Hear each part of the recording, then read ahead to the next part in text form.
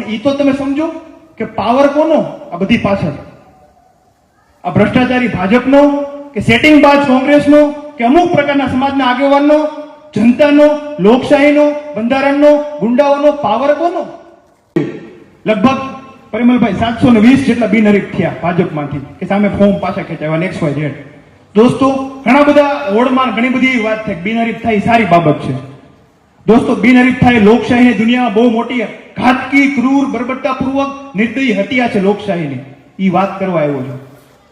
તો એ પાર્ટીને મત શા માટે કે જે પાર્ટી સત્તામાં રહ્યા હોવા છતાં એમની પાસે ભંડોળ થી માંડીને દરેક પ્રકારનું ફાઇનાન્સ થી માંડીને સત્તા, કમિશનર, મેયર, સત્તા પક્ષના ધારાસભ્યો બધું હોવા છતાં એક રોડ મંજૂર ન થાય, એક સ્ટ્રીટ લાઇટ ના આવે, ટ્રાફિક સમસ્યા હલ ન થાય, શિક્ષણ વ્યવસ્થા માટે કોઈ કામગીરી નહીં, સ્વાસ્થ્ય માટે કોઈ કામગીરી નહીં. માનીએ છીએ કે 5% અતિ શ્રીમંત છે, એમને જરૂર નથી. પણ આ મોરબી શહેરમાં લગભગ જો ખોટો ન હોય તો 95% મધ્યમ વર્ગ છે, જે ઠીકઠાક છે. એ બધા માટે ફેસિલિટી હોય કે નહીં, ચલો એ છોડજો. પણ તમે જે ટેક્સ ભરો છો એમની ભરપાઈ માટે કઈક સિસ્ટમ હોય કે નહીં, એ વાત આજ કરવાની છે. કારણ કે આ દેશમાં શાસન વિધિનું છે, ભાજપનું, કોંગ્રેસનું નહીં, કે કોઈ સમાજના આગેવાનનું નહીં. એ વાત તમને હું પૂછવા આવ્યો છું. આ દેશનું બંધારણનું નેચર છે, ધ પ્રોસિજર એસ્ટેબ્લિશ બાય લો. વિધિ દ્વારા દેશનું શાસન. કોઈ હત્યા કરે, કોઈ રોડની કટકી કરે, કોઈ ઉપર માથાકૂટ થાય, હત્યા કરી લે, મારે, બધું થાય, પણ એક પ્રોસિજરને મેન્ટેન કરી. તમે કે સાંભળ્યું કતર કે વિવિધ તાનાશાહી દેશોમાં જે રાજા વખતે આવે કે એમાં કોઈ ગુનો કરે એટલે ડાયરેક્ટ સુલીએ ટીંગાડી દે, ગળું કાપી નાખે, એવું ભારતમાં નથી. શું કામ? આ વાત શું કામ મારે કરવી પડે? સમજજો જરા. દોસ્તો આ લોકશાહીના આ પર્વ આવતું હોય ત્યારે લોકશાહીની વાતો તો ખૂબ બધા કરે છે, પણ એક તરફ ભાજપે કોઈ કામ નથી કર્યું એટલે એમનો વિરોધ, અને બીજી બાજુ કોંગ્રેસનો વિરોધ. શા માટે? મારે એ વાતમાં ખાસ ભાર દેવો છે.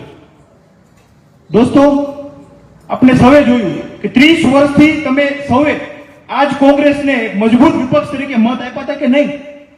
ઘણા ભાજપને મત આપ્યા, સત્તામાં આવ્યો, ઘણા ન આપ્યા હોય, અમુક આપ્યા હોય, તો એ મજબૂત વિપક્ષ તરીકે હતો જે તે વખતે. પણ દોસ્તો 30 કે 35 વર્ષના તમે મત આપ્યા હોવા છતાં એનું કામ ન કરી શક્યું ને, એટલે અમારા જેવા નવયુવાન બહાર નીકળે સભા કરે છે. સભા કરે શું કામ નીકળવું પડે છે વિસ્તાર પ્રમાણે? જો આ બધું સરખું ચાલતું હોત તો ક્યાં રાજકારણમાં આવવાનું હતું ભાઈને, બેનને, આ ભાઈને? જરૂર જ ન હતી. પોતે બિઝનેસ કરે છે, ધંધાકીય દરેક જોડાયેલા છે, સારી નોકરી છે, સારું આવક હતી, પોતાના ઘર હતા. જરૂર શું હતી? જરૂર નથી. આ વ્યવસ્થામાંથી કોઈકને પ્રાણ પ્રશ્ન લાગી આવ્યો, ડાયજુ.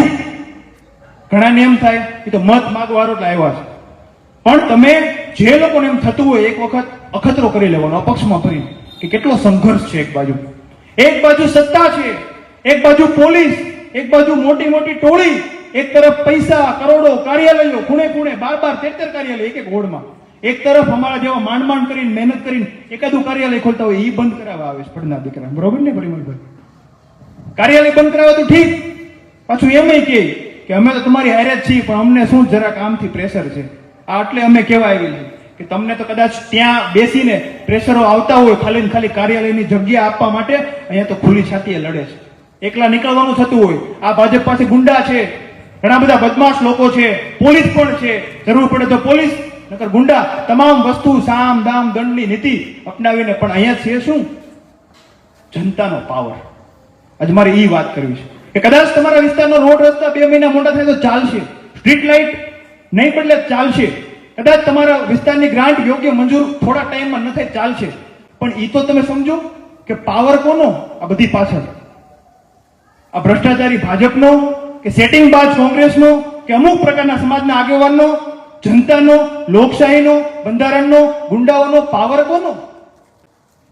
પાવર દોસ્તો જનતાનો છે. એ વાત યાદ કરાવવા માટે આજે આવ્યા છીએ અંજની પાર્ક વિસ્તારમાં.